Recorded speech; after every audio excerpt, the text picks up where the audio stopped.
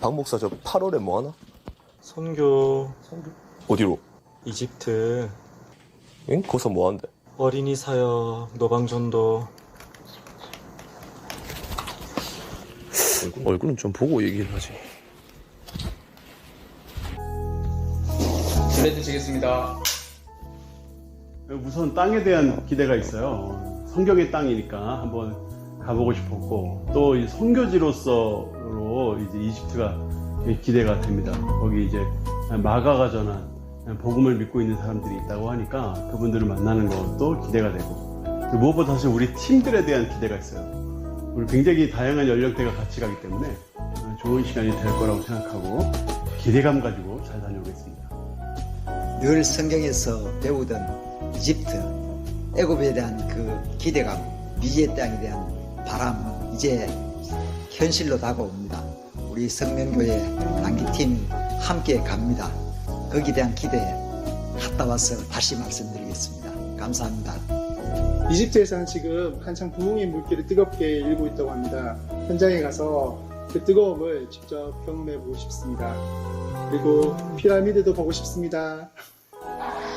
저는 아직 누군가를 전도할 만큼의 깊은 신앙심을 가지고 있지는 않지만 저희 팀원들과 함께 가서 다양한 활동들을 하면서 많은 것들을 알아가고 또 그곳에 있는 현지인 분들로부터 많은 은혜를 받을 수 있었으면 좋겠고, 또 제가 하는 행동들로 인해서 그곳에 계신 많은 분들이 은혜를 받을 수 있었으면 좋겠습니다.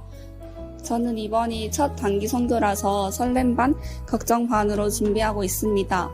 선교 사역 중 특별히 아이들 문화 사역과 노방 선교를 제일 기대하고 있습니다.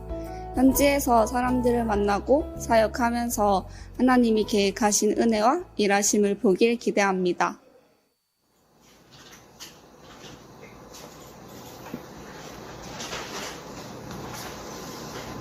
당신의 기도가 필요합니다.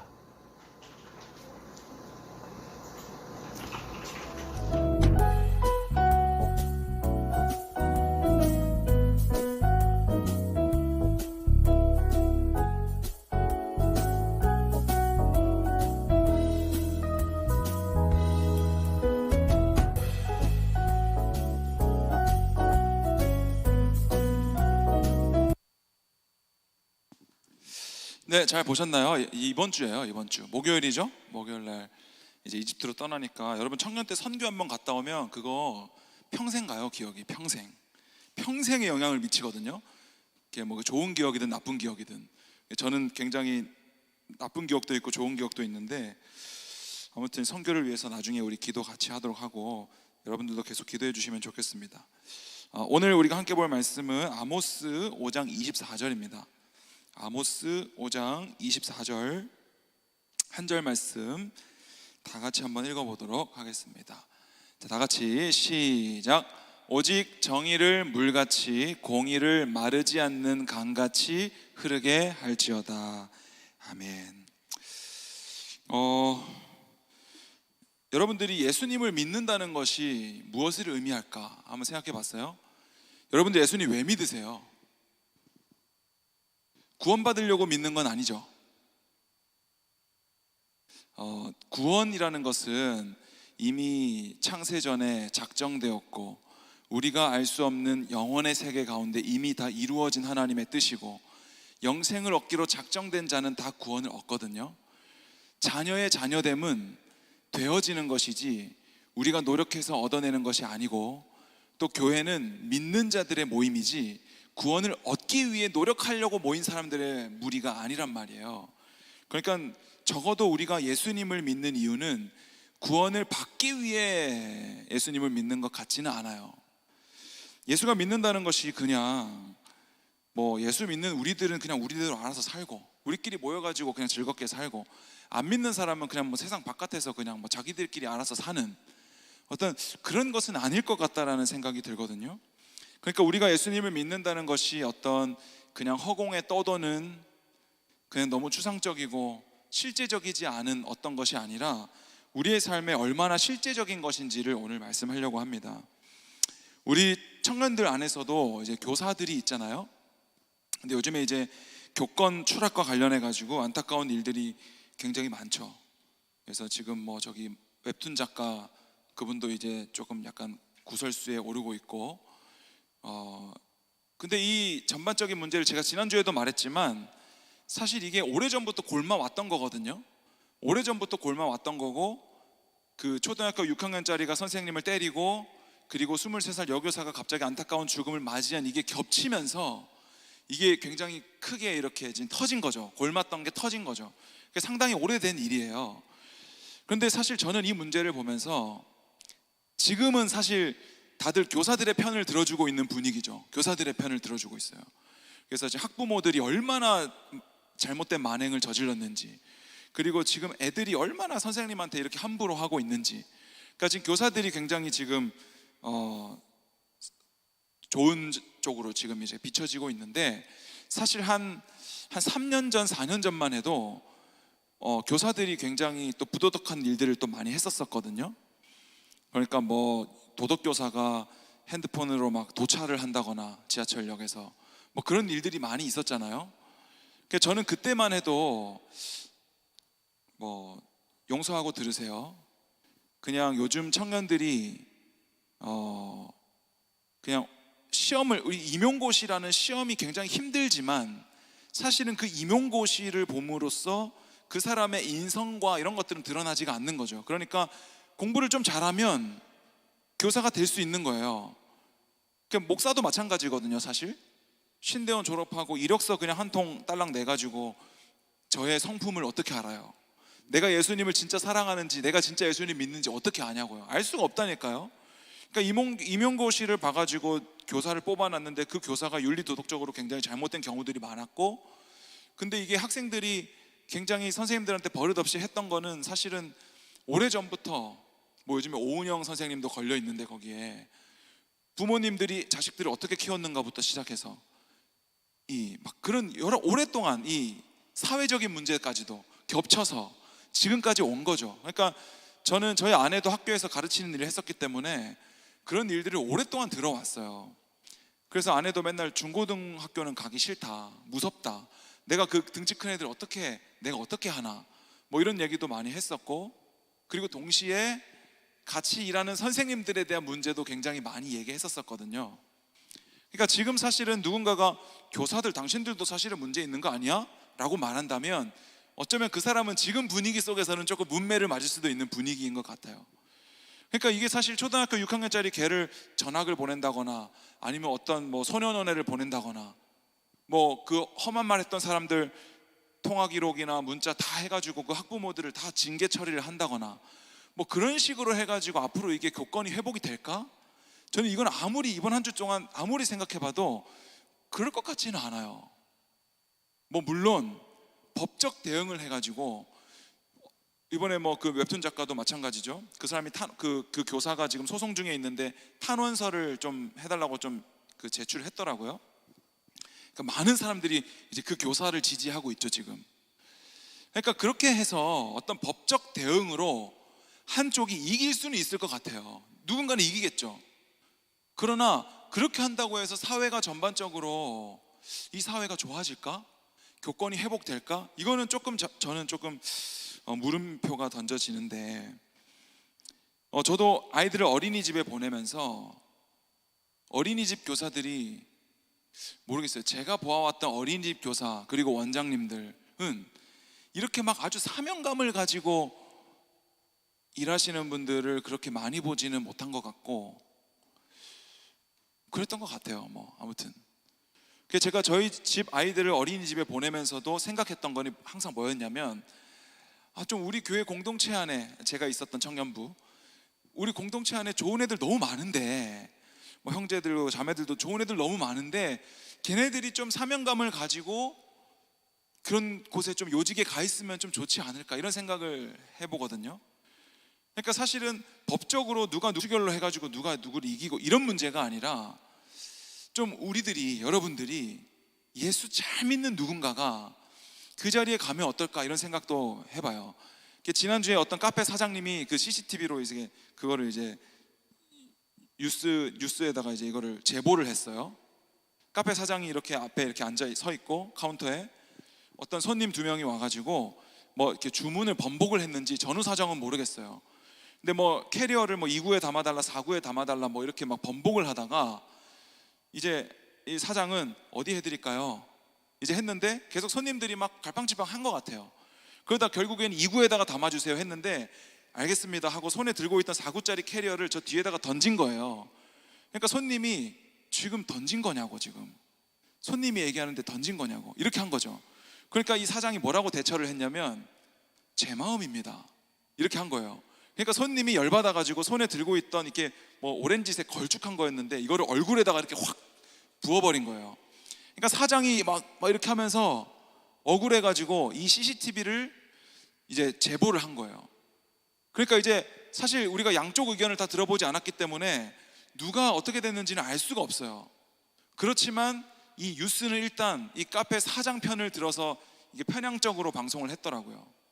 그 댓글에도 보니까 다 뭐 사람이라고 다 참아야 되냐? 사람이 카페 사장이라고 다 참아야 돼? 이런 식의 댓글이에요. 그런데 만약에 제가 이 생각을 해봤어요. 그 카페 사장이 1만 달란트를 빚진 자예요. 1만 달란트 빚진 자였어. 1만 달란트는 16만 년을 일해야 갚을 수 있는 돈이에요. 이거를 카페사 절대 무슨 일을 해도 갚을 수가 없어. 그런데 어떤 돈 많은 부자가 와서 당신의 사정을 딱 한 거 내가 들었는데 내가 그거 탕감해 주겠으니 앞으로 열심히 한번 살아보시오 이렇게 해서 1만 달란트를 탕감해 줬어요. 그래서 이 카페 사장이 너무나 행복하고 즐거워서 그때부터 정말 겸손하게 열심히 살아가지고 이제 조그만 카페를 하나 차렸어요. 그런 상황이라면 그 손님이 그렇게 했을 때 좀 다르게 반응하지 않았을까? 라는 생각이 좀 들더라고요. 그리고 만약에 그렇게 다르게 반응했던 사례가 뉴스로 나갔으면 좀 이 사회가 좀 어떻게 변할까? 이런 생각이 좀 들어요. 그러니까 여러분들도 마찬가지로 뭐 요즘에 한문철 TV도 보면은 늘 뭐 이렇게 누가 맞다, 니네가 틀렸다 이런 식으로 몇 대 몇 이걸 하잖아요. 뭐 괜찮아요. 법대로 우리가 그렇게 할 수밖에 없죠. 그런데 한문철 아저씨는 법 이상으로는 나갈 수 없을 것 같아요. 제가 그걸 보면서 법 안에서만 놀 것 같아. 정해진 규칙, 법. 그러나 우리는 다른 것을 알아요. 우리는 법 위에 있는 걸 알잖아요. 우리는 사랑이라는 걸 알아요. 용서라는 걸 알고. 그러니까 내가 죄를 지었고 내가 그 법대로 했으면 우리 한문철 씨에 의하면 우리가 십자가에 달려야 돼. 한문철 씨에 따르면. 그리고 거기에 대해서 댓글이 달리겠죠. 옳은 판결이라고. 100대 빵. 한문철, 역시 한문철. 그런데 우리는 그 이상의 것을 알아요. 예수님께서 그것을 대신 지셨고 우리는 그 1만 달란트를 탕감받은 자라는 사실이죠. 그러니까 우리가 만약에 카페 사장이었고 학교 교사였고 그랬더라면 어땠을까? 제가 그 6학년짜리가 여러분을 때렸을 때 맞고 있으라는 얘기를 하는 게 아니에요. 저도 아마 저희 아내가 이번에 그 글도 있었잖아요. 그 아버지가 자기 중학생인데 중학생인가? 14살짜리인가 아무튼 그랬는데 친구들이 걔를 때려가지고 그 부모가 그 가해자들 2명인가 3명인가를 밤에 어두컴컴한 데로 불러내가지고 뭐 뺨을 100대를 때리고 뭐 그런 일도 있었잖아요. 그 아버지가 징계 먹었어요. 근데 저도 아마 그런 일이 일어나면 뭐 참을 수 있을까 뭐 이런 상상은 해봐요. 아내가 이렇게 밤에 혼자 가다가 뭐 이렇게 괴한들한테 이렇게 막 성추행을 당하거나 하면 막 다 죽여버릴 것 같은데 저는 가가지고 그러니까 과연 그거를 할 수 있을까 싶긴 하지만 제가 그거를 무조건 손해보고 무조건 맞고 무조건 당하라는 얘기를 하는 것이 아니라 사랑으로 한 걸음 더 나갈 수 없는가 이 말씀을 드리는 거예요. 왜냐하면 우리가 1만 달란트 탕감받은 자니까 사랑으로 한 걸음 더 나가자. 그러니까 뒷걸음치라는 얘기가 아니에요. 한 대 더 맞고 오른뺨 맞았으니까 왼뺨 한 대 더 맞고 이렇게 뒷걸음치라는 얘기가 아니라 그걸 사랑으로 한 걸음 더 나갈 수는 없는가 이런 얘기를 이제 하는 거예요. 근데 우리가 그 길을 이미 알아요. 우리가 사랑이라는 길을 우리가 안단 말이에요. 세상에 다 많은 사람들이 법대로 할 때 우리는 그 좁은 길을 알고 있어. 그 길을 우리가 알고 있다는 것이 여러분의 삶에 어떤 의미가 있고 이 사회에 어떤 의미가 있는가 하는 거예요. 그러니까 여러분들이 나중에 카페를 하든 어린이집 교사를 하든 뭐 3D 직종에 있든 무슨 일을 하든 그곳에서 오늘 말씀처럼 하나님의 공의와 정의가 흘러가는 방식으로 사는 거 있잖아요. 거기서 여러분 월급은 다 받아요. 요즘에 뭐 저기 MG 오피스 뭐 이런 거 유튜브 보면은 뭐 이렇게 탕비실에 있는 걸로 끼니 때우는 그런 사람들, 뭐 이어폰 끼고 일하는 사람들, 뭐 여러 사람들이 있는데, 아니 어떻게 일해도 월급은 다 받고 돈은 다 먹고 살아요. 누구는 그렇게 얘기했어요. 이렇게 점심시간에 회사원들 점심 먹으러 이렇게 창문 열어보면 회사원들 다 점심 먹으러 막 가잖아요. 이렇게 보면서 정승재가 그랬나? 저 사람들 중에 90%는 일 열심히 안 한다고. 90%는 학생들 중에, 수험생들 중에 90%는 공부 열심히 안 해. 그런데 일타 강사들이 말하는 이렇게 공부하면 서울대 간다 하는 거 있잖아요. 그거는 누가 하는 줄 알아요? 10%만 한대요. 10%만. 그러니까 교회 안에서도 보면 뭐 2080 법칙 있잖아요. 늘 20%만 일해. 80%는 일 안 해요. 그런데 그 20% 안에서 또 리더 세우잖아요. 그럼 그 20% 안에서도 또 20%만 일한다? 80%는 일 안 해요. 그러니까 우리는 그 소수의 길을 알아. 우리는. 그러니까 여러분들이 어떤 일을 하든 그 20%, 10%에 속해서 갈 수 있는 길은 그 사랑의 길인 것 같아요. 그러니까 노홍철이 진짜 하고 싶은 일 하고 싶어? 그 일에 미쳐야 돼 라고 말했을 때 남들과 달라야 돼, 미쳐야 돼 말하는 것 역시도 그건 것 같아요. 한문철이 법 안에서 놀고 있다면 그들과 다른 길을 가는 것은 그 위에 사랑의 영역인 것 같거든요. 그러니까 여러분들도 저는 이 대구가 취업이 힘들다라는 이 안타까운 현실 속에서 그냥 차선책으로 대구는 취업이 힘들어, 그러니까 나는 다른 거 할래, 나 이거 해봤는데 안 돼, 그러니까 나는 다른 거 할래, 이런 식으로 내 인생을 결정하지 말고 사랑의 법칙으로 적극적으로 그 일에 뛰어드는 거 있죠. 요즘에 목사님들이 목공일을 되게 많이 하거든요. 목사님들이 뭐 이중직이라고 흔히 불리죠. 이제 목회를 하면서 너무나 교회가 힘드니까 목공일을 하고 이제 그 환경미화, 그 10급 공무원 이제 환경미화 일도 이제 하는 거예요. 그 일이 전에는 하라고 했으면 안 했을 거예요. 제가 아는 분은 저기 성균관대 물리학과 나왔는데 목사님인데 그 일을 하려고 해요. 근데 그 일을 내가 그냥 이것도 해보고 저것도 안 돼가지고 등 떠밀려가지고 차선책으로 그 일을 하는 게 아니라 그냥 먹고 살려고 하는 게 아니라 하나님의 나라를 위해서, 하나님 나라 가치를 위해서, 먹든지 마시는데 주의 나라와 영광을 위해서 적극적으로 한 걸음을 뛰어드는 거라면 저는 얼마든지 괜찮은 거라고 생각해요. 그러나 내가 뭐 달에 뭐 500, 600을 벌어도 그냥 내가 할 게 없어가지고 그냥 돈 많이 벌더라 해가지고 가는 거라면 그거는 조금 하나님 앞에서 다시 한번 생각해 보는 것도 좋을 것 같다라는 생각이 드는 거죠. 그러니까 여러분들이 3D 업종에서 일을 하든 무슨 일을 하든 교사를 하든 카페를 하든 제가 저번에 말했던 제로 투 원, 우리가 오늘 찬양했던 것처럼 뭐 늘 우리가 찬양하는 것처럼 광야에서 꽃이 나고 사막에서 물이 난다는 것을 우리가 안다면 오늘 아까 중보명제가 우리가 새롭게 다시 예배 드린다고 했을 때 저는 그 찬양이 다 새롭게 고백이 됐거든요. 아, 저 찬양 아는 찬양이지, 길을 만드시는 주님 뭐 아는 거지 저거. 이게 아니라 그래, 오늘 내 삶에 하나님께서 새 길을 행하실 거다, 길을 만드실 거다, 이 고백이 막 나오니까 너무 감격스러운 거죠.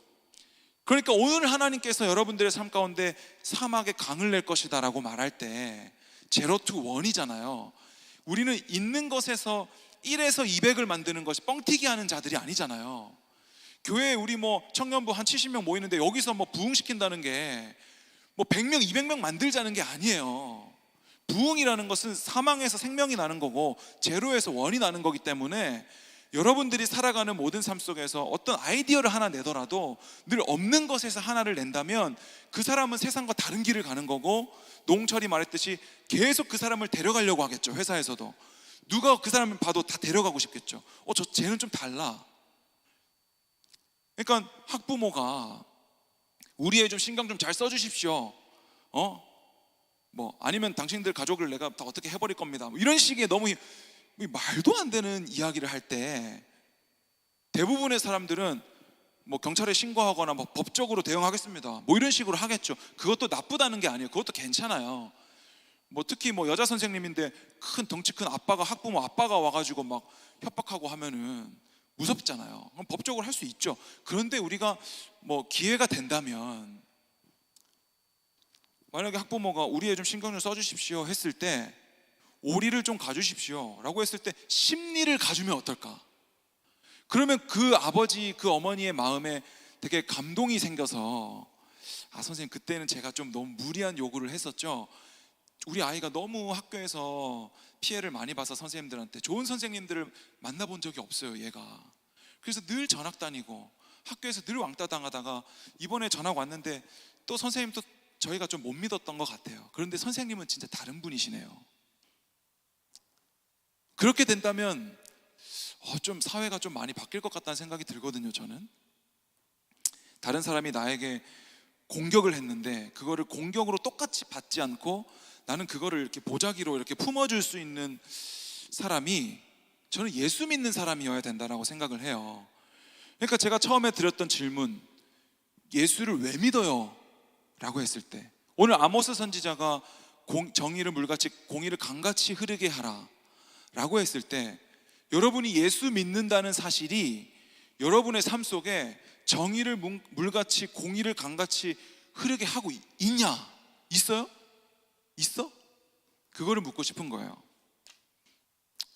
오늘 아모스 선지자는 원래 남유다 사람이에요. 남유다에서 남쪽에서 정확히는 이제 북쪽과 남쪽의 경계선에 있는 남쪽에 살았는데 거기서 뽕나무를 재배하던 목자였고 꽤 성공적인 사업을 하고 있었어요. 선지자가 아니에요 아모스는. 그런데 하나님께서 아모스에게 이제 소명을 주는데 너 북이스라엘에 가서 내 말씀을 전해라 이거예요.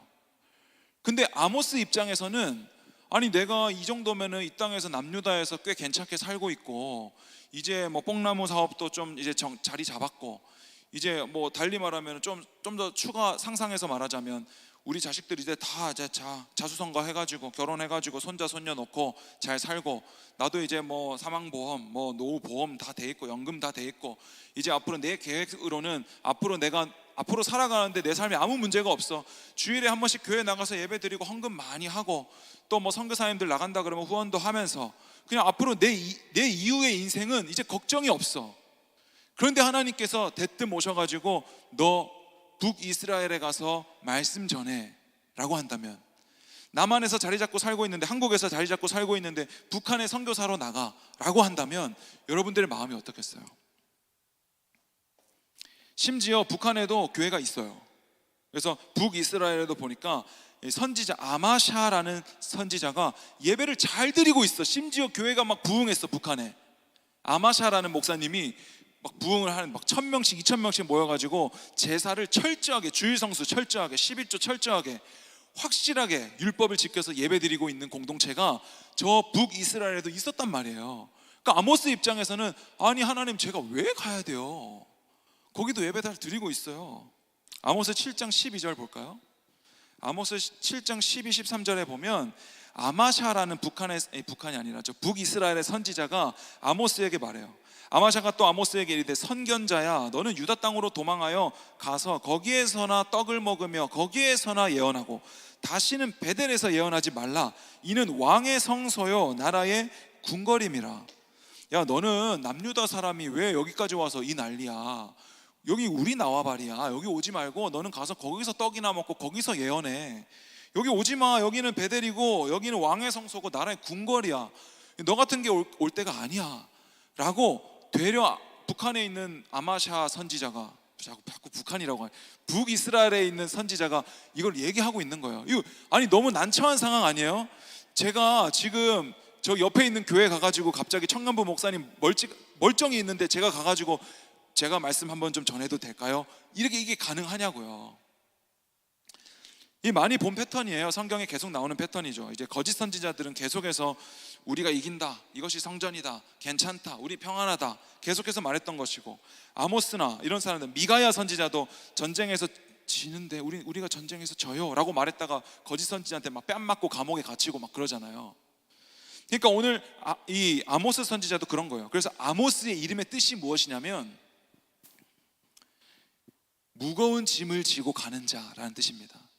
무거운 짐을 지고 가는 자. 그러니까 너무나 무겁죠, 이 짐이. 그런데 여러분, 우리 짐은 이 구약의 아모스 선지자가 있었던 당시에 모든 구약의 메시지가 예수 십자가에서 다 이루어진 다음에 예수님께서는 우리에게 뭐라고 말씀하시냐면 너희의 짐을 다 나에게 가져와라. 그리고 내가 주는 멍에를 메라. 내가 주는 멍에는 가볍다라고 말씀하세요. 근데 아모스가 지고 가는 짐은 아직 구약이기 때문에, 예수님 오시기 전이기 때문에 무거워, 짐이. 그러나 예수님께서 십자가에서 다 이루신 이유로는 그 짐이 가볍다니까. 그러니까 여러분들이 율법을 안 지키잖아요. 지킬 필요도 없고 지켜서도 안 되는 거죠. 우리는 새 언약을 받았으니까. 하나님 사랑, 이웃 사랑. 그러니까 우리의 짐은 가벼워요. 우리는 하나님 사랑, 이웃 사랑을 하면 돼요. 내 몸과 같이 사랑하면 되는 거죠. 근데 아모스는 무거운 짐을 지고 가는 자다, 이거죠. 그러니까 우리는 이 가벼운 짐이에요. 우리는 이 길을 알아. 알고 있어. 좁은 길을 알아. 많은 사람이 넓은 길을 갈 때 나는 좁은 길을 알고 있어요. 그럼 가야죠, 그 길로. 제가 장례시장 같은 데 이제 제가 교구 사역할 때 장례 예배 같은 데 가면 간혹 이런 분들 계세요. 우리 집은 저기 불교 다니시는 분들이 많아가지고 불교식으로 제사 지냅니다. 그럼 이제 저희들이 가서 근데 우리가 예배도 한번 드려도 될까요? 안 믿는 분들도 계시니까, 안 믿는 가족들도 전도도 해야 되니까 기독교식으로 한번 예배 드리시죠. 이렇게 하면 이제 뭐라고 말씀하시냐면 그럽시다. 뭐 좋은 데 보내준다는데 뭐 불교식으로도 한번 드리고 뭐 기독교식으로도 한번 드리고 뭐 천주교식으로 뭐 한번 드리면 다 좋죠. 뭐 다 좋은 데 보내준다고 하는 건데 뭐 이렇게 얘기하시는 분들 계시거든요. 그러니까 우리가 그 좁은 길을 알아요. 그런데 저 길도 같이 가요. 북이스라엘에 제사를 잘 드리고 있었어요. 하나님을 잘 섬겼어요. 그런데 다른 신도 섬겼어요. 우리가 여호와 하나님을 섬긴다고 말하면서 동시에 황금 송아지도 만든다는 것은 수많은 우상들 중에 하나님도 한 분이라는 것밖에 되지 않는 거예요. 그거 하나님께 예배 드린 게 아니죠. 그러니까 우리도 왜 예배를 드리고 있나 한번 생각해 보세요. 여러분들이 이 기독교라는 문화 속에 너무나 익숙하게 젖어서 그냥 을에 아침에 와가지고 예배드리고 주일학교 봉사 갔다가 찬양대 서고 또 저녁에는 또 뭐 하고 이렇게 이 주일날 우리가 살아가는 패턴들이 너무나 익숙하게 우리가 하고 있는 모습들이 있다는 거예요. 지금 눈을 두 사람이 감고 있는데 눈을 한번 떠보세요. 제가 이번 주에 저기 경기도 광주 용인 있는데, 경기도 광주에 있는데 이제 수원에 있는 교회 거기 중고등부 수련회 이틀 동안 설교를 하고 왔는데, 거기 이제 설교 제목이 주제가 더 라이트였어요. 더 라이트, 빛. 작년이 더 킹이었대요. 더 킹. 그래서 하나님 작년에 왕이었는데 오늘은 이제 빛 해가지고 이제 했더라고요. 근데 오늘 아까 비추신의 그 찬양도 거기서 막 엄청 뜨겁게 부르고 그랬었는데, 제가 어떤 말씀 나눴냐면 요한복음 3장 나눴거든요. 근데 요한복음 3장 16절부터 22절까지를 했는데, 그 이제 고등부 부장님께서 이거 다 알고 있는 말씀이죠 여러분? 이러면서 성경 봉독을 이제 하시는데, 요한복음 3장 16절 다 아는 말씀인데 자 한번 읽어봅시다 막 이러면서 막 하시더라고요. 그래서 제가 나가서 부장님 이 말씀 잘 아세요? 제가 이러면서 여러분 신학교 가면 말씀 낯설게 보기 배우거든요. 여러분 말씀을 날마다 새롭게 보고 낯설게 봐야 됩니다. 우리가 요한복음 3장 16절 잘 알고 있다고 말하지만 그 앞뒤로 무슨 내용 나와 있는지 여러분 모를걸요? 제가 이제 그렇게 얘기했어요. 그런데 여기 보면 요한복음 3장 19절에 보면 정죄는 이것이니 곧 빛이 세상에 왔을 때 사람들이 자기 행위가 악함으로 빛보다 어둠을 더 사랑한 것이라고 얘기해요. 그리고 20절 악을 행하는 자마다 빛을 미워하여 빛으로 오지 아니하나니 그 행위가 드러날까 함이요라고 얘기해요. 그래서 첫날 제목이 그 행위가 드러날까 함이요였거든요. 그 행위가 빛 대신 예수님께서 우리 가운데 오셨는데 우리가 빛을 미워하고 어둠을 사랑해요. 왜? 빛이 내 행위를 다 드러낼까 봐. 빛을 싫어하는 거예요. 내 행위를 드러낼까 봐. 어둠을 사랑해요. 그러니까 그게 죄거든요. 근데 빛이 우리에게 오면 어둠은 떠나가게 돼 있어요. 제가 저번에 말했죠. 어둠은 존재하지 않는 거라고. 여러분들 안에 어둠이 있을 거예요. 어두운 단면들이 있을 건데 어둠은 존재하지가 않아요. 왜냐면 어둠은 더 짙어질 수가 없거든. 어둠에게 야, 너 더 짙어져봐, 더 짙어져봐 될 수가 없거든요. 어둠이라는 것은 존재하지 않기 때문에. 어둠은 뭐예요? 빛의 부재거든요. 그러니까 여러분의 삶 속에 어둠이 있다면 빛이 오면 그냥 떠나가는 거예요. 그러니까 우리는 지옥이 얼마나 끔찍한 곳인지 알 필요는 없어요. 하나님을 알면 돼요. 그럼 어둠은 떠나가는 거라. 심판이 얼마나 두려울까? 알 필요가 없어요. 우리는 하나님을 알면 돼요. 내가 구원 받았을까? 나 혹시 이렇게 살다가 지옥 가는 거 아니야? 이런 생각을 할 필요가 없어요. 왜냐하면 자녀됨은 되어지는 거기 때문에. 그래서 요한복음 3장 18절에 보면 그를 믿는 자는 심판을 받지 아니하는 것이요 믿지 아니하는 자는 하나님 독생자의 이름을 믿지 아니함으로 벌써 심판을 받은 것이니라라고 얘기해요. 요한복음 3장 18절에 그를 믿는 자는 심판을 받지 아니하는 것이요 믿지 아니하는 자는 하나님 독생자의 아들을 믿지 아니함으로 벌써 심판을 받은 것이라고 얘기한다고요. 그러니까 여러분의 구원은 이미 다 이루어진 거고 심판은 다 끝난 거예요. 무엇으로? 뭐가 기준이에요? 예수를 믿음으로. 그러니까 우리가 왜 내가 믿는 사람 맞나? 이런 고민을 할 필요가 없어요. 우리 애들이 맨날 제가 뭐 방에서 옷 갈아입고 있으면 쫙 거실에서 저 사람이 우리 아빠 맞나 저거? 이렇게 하지 않는다고요. 내가 저 사람 아빠가 자식이 맞을까? 집에 가서 동사무소 가서 등본 떼봐야 되는 거 아니야? 뭐 유전자 검사 해봐야 되는 거 아니야? 이런 생각 안 한다고요. 자녀는 되어지는 거기 때문에. 그러니까 우리가 해야 될 건 하나님을 그냥 알아가면 돼요. 믿으면 되고. 왜냐하면 그 믿음과 하나님을 알아가는 것은 인간으로부터 오는 것이 아니라 하나님께서 선물로 주시는 거거든요. 그러니까 이미 예수님을 믿는 거라는 거죠. 그러니까 우리가 두려워할 필요가 없어요. 심판을 두려워할 필요가 없는 거예요. 우리는 이스라엘 백성들이 껍데기만 남은 제사를 드렸어요. 아모스 5장 21절부터 23절 한번 보여주세요. 여기 보면 내가 너희 절기들을 미워하여 멸시하며 너희 성회들을 기뻐하지 아니하나니 너희가 내게 번제나 소제를 드릴지라도 내가 받지 아니할 것이요 너희의 살찐이 생의 화목제도 내가 돌아보지 아니하리라. 내 노랫소리를 내 앞에서 그칠지어다 내 비파소리도 내가 듣지 아니하리라. 이스라엘 백성 북이스라엘이 예배를 열심히 드렸습니다. 말라기에도 보면 박하와 근체와 회양의 11조까지 다 드렸어요. 굉장히 사소한 조그만 것까지도 11조를 철저하게 드렸다고. 그때 성전에서 뭐라고 해요? 예수님께서 저 성전문 좀 닫아버려라. 누가 좀 저 가증한 예배를 내가 도무지 받을 수 없다. 그러니까 이들이 예배를 잘 드렸기 때문에 하나님께 뭔가를 잘 해드렸기 때문에 그들이 구원받은 게 아니에요. 볼까요? 아모스 5장 25절 한번 다 같이 읽어보겠습니다. 시작. 이스라엘 족속아 너희가 40년 동안 광야에서 희생과 소제물을 내게 드렸느냐? 26절 너희가 너희 왕 식국과 기운과 너희 우상들과 너희가 너희를 위하여 만든 신들의 별 형상을 지고 가리라. 자, 이들이 제사를 열심히 드렸어요.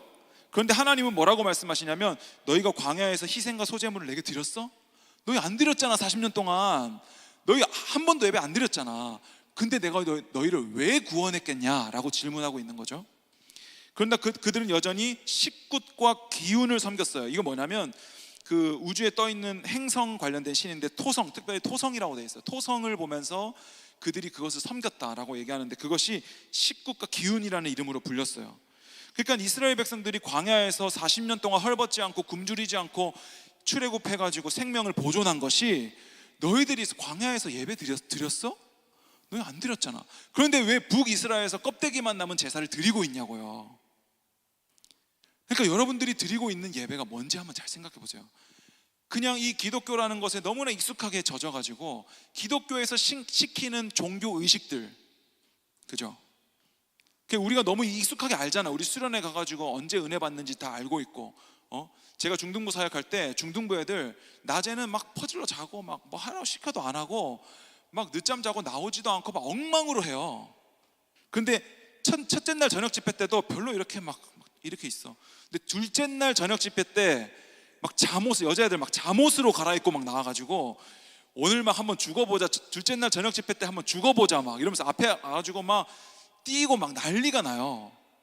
근데 저는 그걸 보면서 얘네들이 예배를 드리는 건지, 아니면 수련회 속에서도, 수련회, 이 기독교 안에 있는 수련회라는 문화, 특별히 그것도 이튿날 저녁만, 이튿날 저녁은 뭔가 막 콘서트처럼 뛰어야 되고 막 음악, 드럼 막 해가지고 화려한 조명에 막 뭔가 이렇게 해야 될 것만 같은 그런 것에 애들이 너무 익숙해져 가지고 3일 동안 엉망으로 하고, 이튿날 저녁 집회 때만 애들이 그냥 옷을 그냥 땀 흘려도 되는 옷을 갈아입고 그 작정을 하고 앞에 있는 거예요. 우리도 그런 모습이 있을 것 같아요. 여러분들이 예수 믿는다고 하면서 주일에는 예배를 잘 드리고 월요일부터 토요일까지는 여러분들의 삶 속에서 전혀 정의와 공의가 흘러가지 않는다면 우리는 아마 북이스라엘과 같은 모습이 아닐까, 그렇게 생각이 돼요. 그래서 오늘 아모스 5장 24절에서는 아모스가 뽕나무 재배하던 거 다 그만두고 다 사업 정리하고 이제 북이스라엘로 올라가서 그 아마사 선지자에게 핍박을 받으면서 야 니네 나라로 꺼져라 막 이런 소리 들으면서도 외쳐야 됐던 그 말이, 그 무거운 짐을 지고 가는 자 아모스, 그가 외쳐야 됐던 말이 무엇이냐면 정의를 물같이 공의를 강같이 흐르게 하라. 너희들 예배 열심히 드리고 제사의 껍데기는 남아있는 거 다 알아. 너희들의 열심을 다 알아. 신천지가 저기 4,000구절 암송해가지고 그 결과가 이만희잖아요. 말씀을 4,000구절을 암송하면 뭐하냐고요. 이만희를 추종하고 있는데 그 암송의 열심이, 그들의 열심이 뭐냐고요. 그게 그러니까 우리가 기독교에서 열심히 찬양하고 예배하지만 우리의 삶 속에 공의와 정의가 흘러가지 않는다면 그게 예수 믿는 게 맞을까? 저를 비롯해서. 여러분, 영광이라는 말 있잖아요. 영광이라는 말은 카바드, 카보드 이런 단어로 불리는데 그 뜻이 뭘까요? 영광, 무거움이에요. 무거움이라는 뜻을 가지고 있거든요. 그러니까 우리가 하나님께 영광 올려드린다 라고 할 때 그것은 결국 가벼운 게 아니에요. 그냥 내가 해가지고 내가 이번 제가 청년 때 한번, 제가 청년부 애들은 다 알고 있었거든요. 제가 왜 늘 리더를 했기 때문에. 근데 대예배 때, 낮예배 때 얼굴을 처음 보는 애가 이제 부모님이 걔를 데리고 와가지고 예배 때 광고 시간에 일으켜가지고 막 박수를 치고 했는데 변호사 시험 합격했다고 이제 온 거예요. 그래서 교회에서 막 박수를 하고 막 광고를 막 띄우고 막 한 거예요. 근데 얘는 교회를 다니는 애도 아니고 심지어 예수님을 믿지도 않는 애예요. 그러니까 이게 되게 웃긴 게 뭐냐면 나는 예수님을 믿지도 않고 세상에서 내 멋대로 살고 내가 원하는, 그냥 내가 잘 먹고 잘 사는 방식으로 살면서 거기에 합격 딱 하면은 하나님께 영광 올려드린다고 하는 것이, 그거는 어불성설입니다. 그건 되지가 않습니다. 왜냐하면 영광이라는 말의 뜻은 무거움이기 때문에 그래요.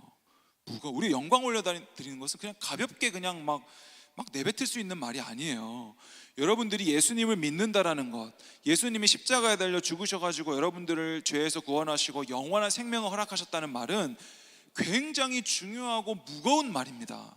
이거 그냥 교회 한번 와가지고 그냥 지금부터 제 기도를 따라하세요, 영접기도 따라하시면 지금부터 당신은 구원받은 사람입니다, 이런 식의, 이게 막 구원이 이렇게 막 값싸게 팔리는 이런 게 아니에요. 여러분, 한 인생이 구원의 여정을, 철로역정, 이 철로역정의 이 길이 가벼운 게 아닙니다.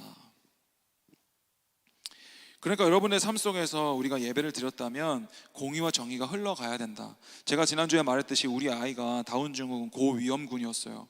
1000명 중에 1명이 어차피 다운증후군 아이가 1000명 중에 1명 어차피 태어나야 되는 거라면 우리 가정에 주십시오라고 했던 그 기도는 제가 정말 가슴에 손을 얹고 나는 이 정도 사람이야 를 말하는 게 아니라 제가 그거를 싫더라고요. 제가 우리 집에 태어나지 않았으면 좋겠더라고요.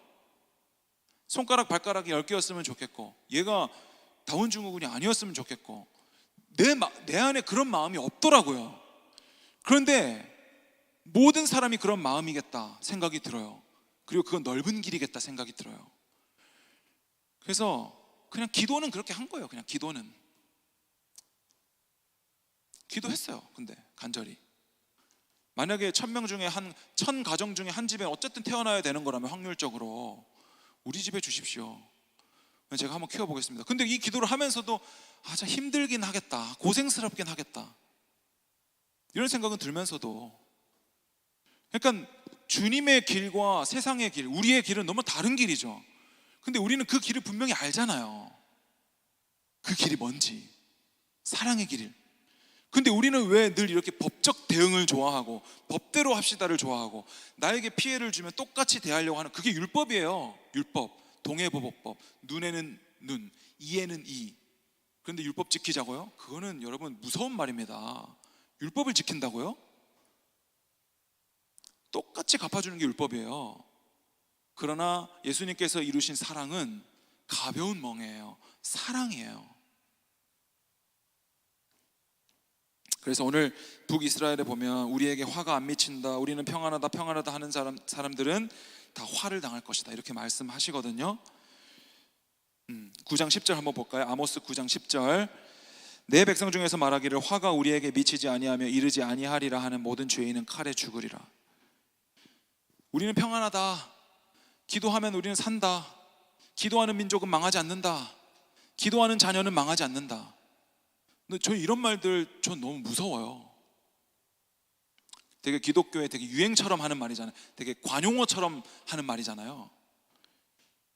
근데 우리는 오히려 나는 평안하다, 괜찮다, 나는 망하지 않는다가 아니라 빛이 오면 나의 행위가 드러나야 되거든요.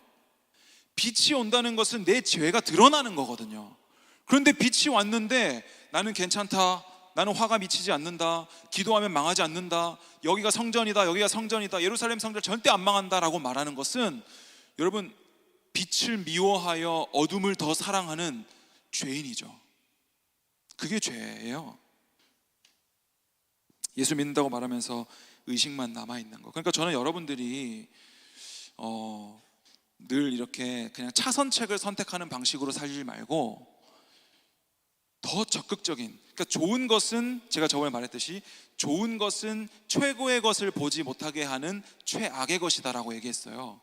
우리가 좋은 것을 발견하면 거기에 머물러요. 최고의 것을 바라보지 않고 저거 포기해버리고 그냥 좋은 것에 머물거든요. 근데 여러분 인생 속에서 좋은 것에 만족하지 말고 최고의 것을 갈망하라고요. 그게 우리 하나님 나라라고 저는 확신해요. 세상 사람들은 다 저리로 가더라도 나는 이 길로 가겠다 하는 거. 그러니까 저도 신대원 졸업할 때 제가 저번에 말했지만 이렇게 많은데 나까지 해야 돼? 그 속에서 제가 이제 보니까 이제 전도사님들이, 학교 전도사님들이 너무 이렇게 제가 볼 때는 너무 기준 미달인 사람들이 너무 많았기 때문에, 제 기준에 뭐 교만인지 모르겠지만, 그래서 지금 왜 저러냐 다들.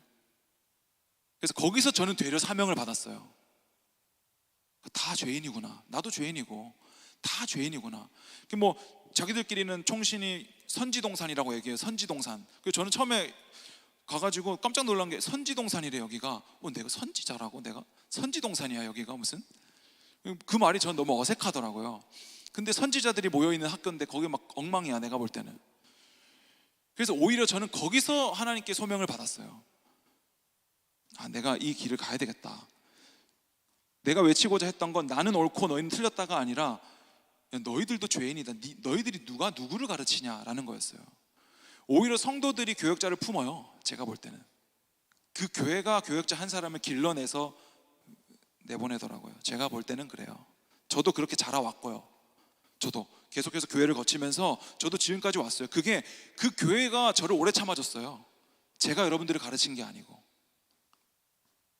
그러니까 여러분들이 뭐 어떤 취업 준비를 하고 시험 준비를 하고 뭘 하든 간에 먼저 해야 될 건 내가 이거 안 되니까 이거 하고, 뭐 대구가 취업이 힘드니까 이거 하고, 그렇게 하지 말고 먼저 하나님 앞에 분명한 사명의식과 소명의식을 가지고 그 이후에는 무슨 일이라도 하세요. 그러면 그 사람이 내가 간 곳에서 하나님의 정의와 공의를 물같이 강같이 흘려보내잖아요. 그 사람은요 계속 데려가려고 해요. 진짜로 그래요. 계속 데려가요 사람들이. 그런데 제가 여기까지 마치면 너무나 암울한데, 하나님의 은혜라는 것은 우리의 행위에 머물지 않거든요. 그러니까 저는 이 말씀을 보면서 아니 북이스라엘이 그렇게 타락했는데 남유다에서 뽕나무 재배하고 있는 목자 한 사람을 택하여서 굳이 북이스라엘까지 보내는 이 번거로움을 결정하신 하나님, 저는 이게 은혜라고 생각해요. 북이스라엘이 예배에 껍데기만 남아가지고 하나님도 섬기고 우상도 섬기고 거의 망해가고 있어. 아수르에 멸망할 거야. 그런데 하나님이 그들을 그냥 두지 않으시고 그곳에 여전히 말씀을 전하게 하는 거 있잖아요. 기회를 주시는 거. 저는 그게 은혜였어요. 아모스서를 보면서. 오늘 찬양 이제 할 건데, 찬양 가사에도 99마리의 양 찬양할 거거든요. 근데 여기 가사에 보면 나는 99마리 무리 속에 갇혀서 사랑 아는 척 살았죠예요. 그러니까 무리 속에 갇혀서 그냥 나 시킬까 봐 이렇게 막 숨어 있는 거지. 이렇게 주님이 이렇게 산상수훈 이렇게 막 하고 있는데, 자 누가 한번 대답해 볼 사람 이렇게 딱 하고 있는데 무리 속에 숨어가지고 아는 척 하고 있는 거예요. 근데 내가 고개를 살짝 들었는데 저 막 무리가 빽빽하게 있는데 저 예수님께서 이렇게 나랑 눈이 이렇게 딱 마주치는 거지. 그러니까 무리 속에서 예수님의 시선이 나를 찾아내는 거죠. 그러니까 저는 이게 너무 은혜인 거예요. 주님이 먼저 우리를 찾아내는 거예요. 주님이 먼저 여러분들을 불러내시는 거고, 저는 그게 예수 믿는 자의 출발이라고 생각하고, 여러분들에게 제가 예수 믿는 것이 여러분들의 삶에 무슨 의미가 있어요? 여러분들이 살아가는 환경 속에서 하나님의 공의와 정의를 흘려보내고 있어요? 라고 질문했을 때 가장 안전한 대답은 저는 그렇게 살지 못하죠. 목사님, 저는 제가 살아가는 삶의 환경 속에서 공의와 정의를 흘려보내지 못하고 있는 것 같아요. 그런데 저는 오늘도 주님께 발견되었어요 라고 말하는 게 저는 정답인 것 같아요. 그게 하나님의 공의와 정의인 것 같아요. 그러니까 여러분들이 세상 속으로 이번 주에도 들어가서 살 텐데 거기서 하나님의 시선에 발견되시기를 축복합니다. 나는 여전히 무리 속에 숨어 있고, 저도 뭐 아주 위대한 제가 막 마틴 루터처럼 저는 못할 것 같아요. 그 종교개혁 어떻게 한국교회 부조리를 아무리 보지만 이렇게 뒤에서나 이렇게 조용히 얘기하는 거지, 제가 나가가지고 어떤 교회 회개하라 저는 누구 목사 사퇴하라 제가 그러겠어요? 저 그런 사람은 아니거든요. 그러나 그 무리 속에서 고개를 어느 날 문득 돌렸는데 주님이 딱 보고 있는 거죠. 그런 은혜가 여러분들에게 있기를 축복합니다. 이 시간에 다 함께 찬양했으면 좋겠습니다.